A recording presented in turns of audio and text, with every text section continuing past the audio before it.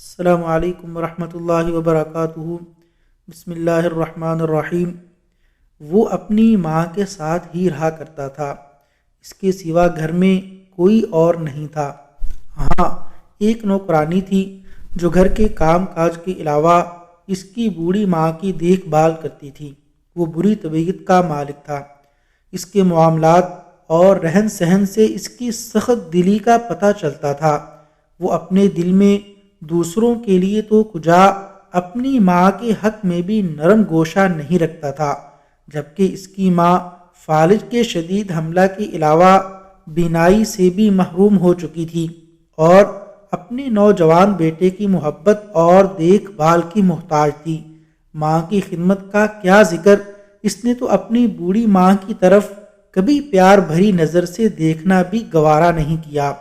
وہ اپنی ماں کی خدمت نہیں کرتا تھا، ماں کے سارے معاملات کی نگرانی اور دیکھ بھال نوکرانی ہی پر چھوڑ دی تھی۔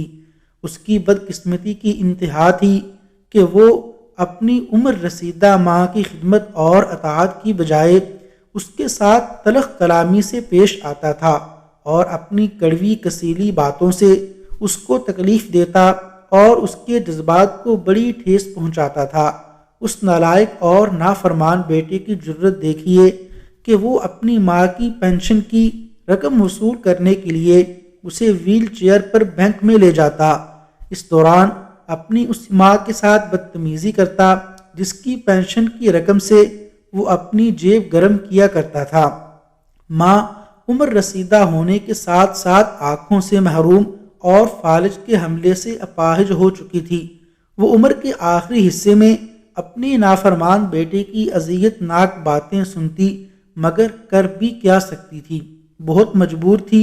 وہ نالائق بیٹا ماں سے باتیں یہاں تک کہہ دیتا، تو اندھی فالج زدہ اور لقوا کی ماری ہوئی ہے، تیری وجہ سے میں ابتلاء و آزمائش میں پڑ گیا ہوں۔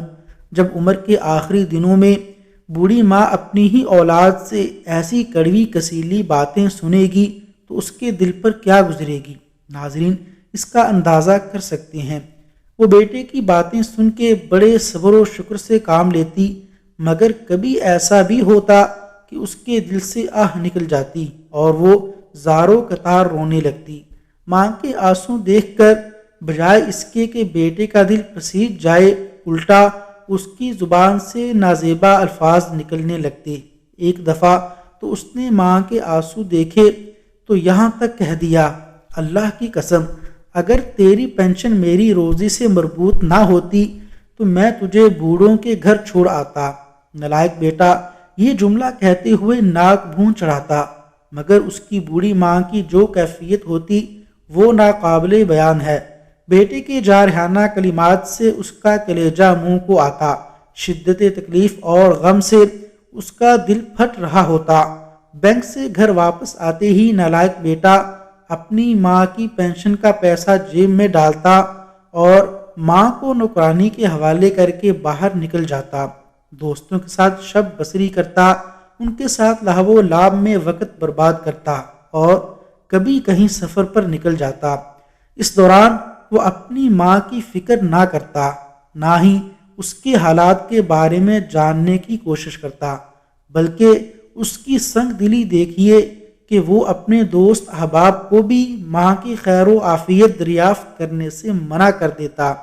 ماں کے قریبی عزیزوں اور رشتہ داروں کو ماں سے ملاقات کرنے سے سختی سے روک دیتا۔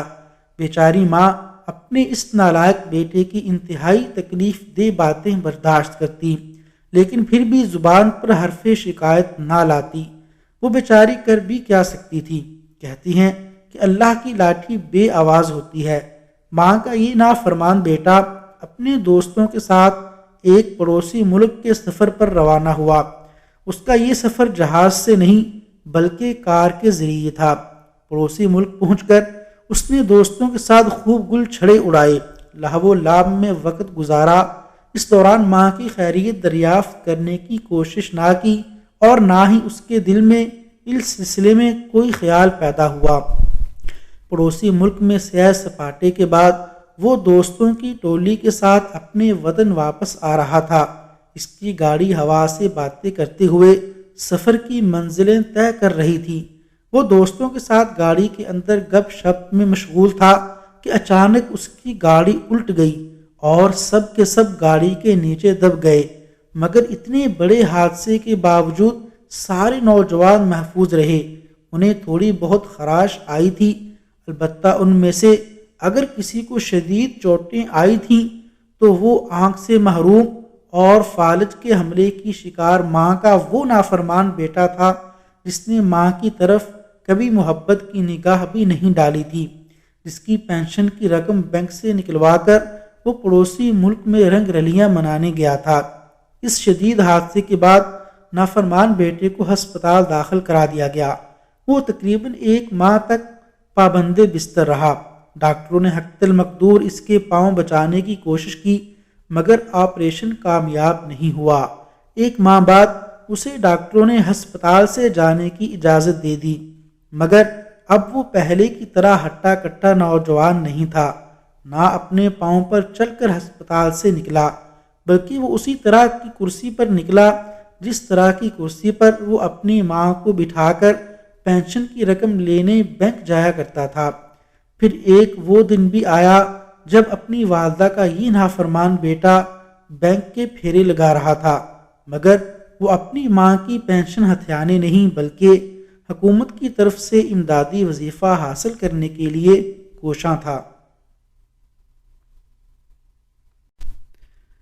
وصلی اللہ علی نبینا محمد وعلی آلہ واصحابہ اجمعین۔